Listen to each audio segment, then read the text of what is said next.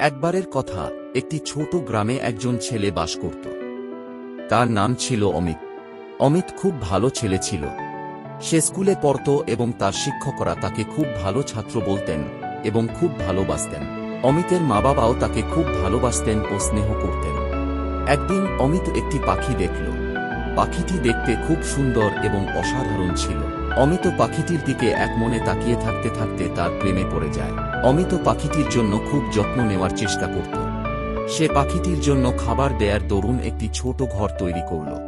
এছাড়াও সে পাখিটির জন্য পানি দেয়ার দরুন একটি ছোট পানির পাত্র রাখল এবং তার জন্য একটি ছোট পাখির বাসাও তৈরি করল।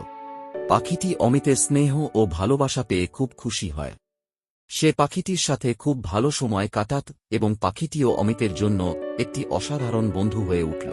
এই ছোট্ট গল্পটি আমাদের শেখায়, প্রেমের মাধ্যমে আমরা অন্যের সাথে